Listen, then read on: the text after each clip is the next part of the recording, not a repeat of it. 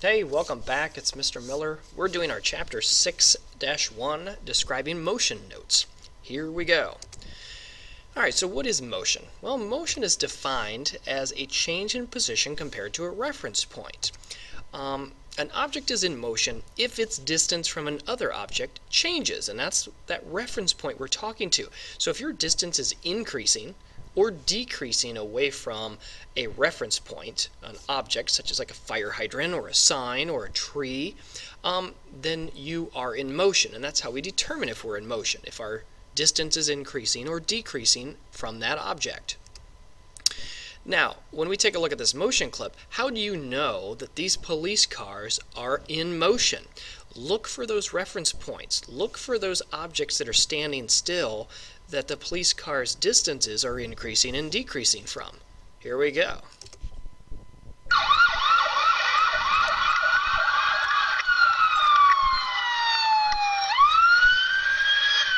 Okay, you should notice lots of trees, fire hydrants, some parked cars, some houses. Of course, all of those things help determine that that police car was in motion because its distance was increasing or decreasing from it. So that's what motion is. Now, when we talk about changes in motion, how does the motion of objects change? Well, they change when the object is speeding up. Motion will change if the object is slowing down. It will change if the object changes direction. And it will also change if an unbalanced force acts on the object. Now, unbalanced forces include gravity, friction, air resistance. Well, think about that. You get on your bike, windy day, you start to go pedal, and you're going into the wind, it really slows you down. So that unbalanced force is slowing your motion down. If the wind's behind you, it's going to push you pretty fast, and you don't have to do a lot of work, so therefore you're speeding up. So that's how unbalanced forces can affect the motion of an object. Now, I was talking about reference point a couple slides ago. Well, this is what a reference point is, if you haven't been able to figure it out just yet or through your reading. A reference point is any object that appears to stay in place. It's used to determine if another object is in motion or is moving. When you pick a reference point, you want to pick objects that are going to stay in place for long periods of time, things that don't move. So a building, a tree, a sign, a light post, a fire hydrant, a bridge, mailbox. Those things aren't going to go any place anytime soon. So those are considered good reference points. Bad reference points are things that are moving. So like a bird, a car that's in motion. Those are things that probably would not be good reference points. Things that are always moving or in motion are bad. So look for objects that are standing still for long periods of time. Take a look at our picture down there of the mail truck. The mail truck, how do we know it's in motion? Well, look at the tree. This tree is a good reference point. This mailbox is a reference point. This house would be a reference point. That crack in the sidewalk is a good reference point. And as the mail truck goes down the road, you can see that its distance is increasing away from those stationary objects. Alright, so what if there is no reference point? Well, look at the picture here. There's nothing in those pictures to determine if that car is in motion or not, is there? No, so you don't know if the car is in motion or has moved at all. But when I put a reference point in, like this house, it's a stationary object. In the first picture, you see the car getting close to the house. Second picture, it's now past the house. So now you know the car was really in motion because its distance changed away from that house. Now, let's take a look at this clip right here. It's talking about skateboarding and how reference points help them too. I gotta find it first. It was just there. Here we go.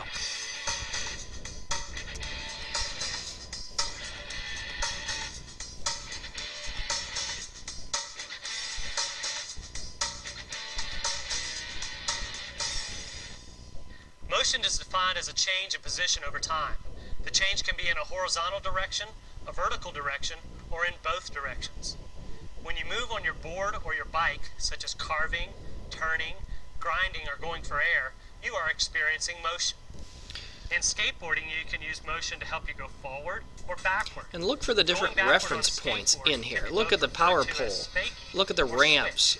Look at the In order basketball to hoop. detect motion, you need to have a point So of those are all reference. stationary In other objects. words, something that is not moving that helps relatively mark your movement. In this case, when the BMX rider begins to head toward the ramp, the point of reference is where the rider began. And here, the point of reference is the mark on the blacktop at the demo. The cumulative change of position from the beginning to the end of a ride. You could use the mountains in the translates to background, motion and there's a of the water BMX tower back rider. there too. Those are all good reference points, objects that aren't going to move. The other one right here is going to be the Cedar Point clip. We'll fast forward this a little bit. How do you know you're in motion riding the roller coaster? Well, you see the steel on the side there. Your motion, your distance is increasing or decreasing away from that. But it's kind of hard to tell until you look down at the lake. Now you can start to tell you're in motion, because you'll look down again and you'll start to see the trees and the buildings in Cedar Point there to help you determine that you're in motion. Here we go. You could use the road, the railroad tracks, all would be good reference points. The fence there. So as you go through the rest of the ride, see if you can pick out some good reference points too.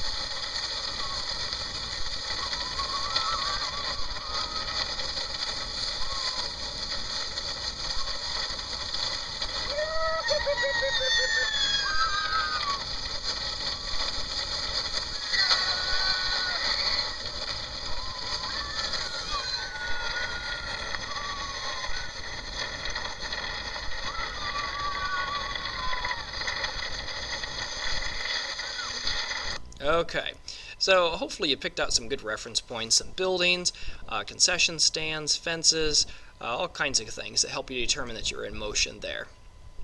Alright, next one. Interpreting motion using a distance-time graph. Alright, so let's talk about these graphs. Anytime we're using a motion graph, we're going to talk about time being plotted on the x-axis, and distance is always plotted on the y. Remember, x-axis is our independent, and over here distance is plotted on our y, which is going to be our dependent variable. Now, an object has no speed or is just sitting there stopped when it is a horizontal flat line. Anytime you see a flat line on a distance time graph like this, it means the object is not moving. It's just standing there, it's sitting there, it's parked, it's not moving. Get it? Okay. Time is increasing to the right. See, time keeps going on, tick tock, tick, but notice distance stays the same. So if this was 5 meters, look how time keeps going, but it still is at 5 meters. So it's stopped or at rest. Constant speed is going to look like this. It's a straight angled line like this. Constant speed is shown by an angled straight line on a graph. It's like setting the cruise control on your car on the highway at 70 miles an hour. You're not going to go fast or slow. You're going the same speed. Time is increasing to the right, and distance is also increasing constantly at the same rate with the time. This is said to be moving at a constant speed. What about faster speed? Well, a steeper line like this, the dashed line, indicates a larger distance. This would be solid. I'm just trying to show you right now. This tells you that we traveled a larger distance in a given time. In other words, we're going a faster speed. So that dashed line shows that the object is moving faster than this solid line right now. Both are straight, so that means both are constant. It's just this one we're covering a greater distance in a shorter period of time. Now, what about accelerating? Accelerating is a curved upwards line. It tells us the object is accelerating and getting faster. It's not a constant, so it'd be like you starting from the green light or a stop sign and you're getting slowly faster, faster, faster, faster, faster, faster. That's what that means. It's not constant. It's like stepping on the car's gas pedal when the light turns green. Okay? All right, now what if you're decelerating, meaning you're slowing down? What you would see is here we're starting to slow down. Notice how the graph is starting to flatten out a little bit like this. That tells us that we're not covering as much distance as time continues to go on, and we're starting to flatten out. And maybe at some point it'll go flat, which means then we're stopped. This would be an example of like hitting your brakes as you're coming up to a red light. Okay? Now, our last one is our motion graph review. I just put some of these things back on here so you could review. Remember, the steeper the graph, the faster it's moving. So the steeper that solid line, the faster you're going. A horizontal flat line means the object's not moving. It's simply at rest. So right here, it's called stationary. You're stopped, you're resting, you're parked.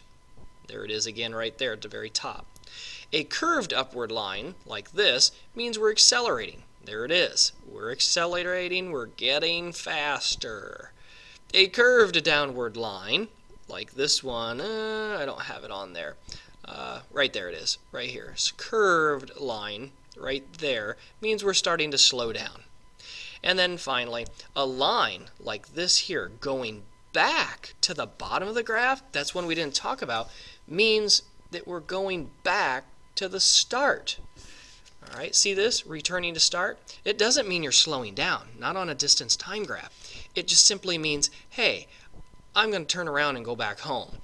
All right, I'm standing here at the curb and remembered, oh, I just forgot my wallet at home. So I've got to go back home, and I go all the way back to the starting point. That's what that downward sloping line means. Okay, you now have all the information you need to complete our task tomorrow in class. You should also be ready to answer the very final question now on your notes, which is this: how can we explain the motion of an object? So tell me, based on what you just did in your notes, how can we explain the motion of an object? How do we know something is in motion or is moving? Okay, I'll see you in class.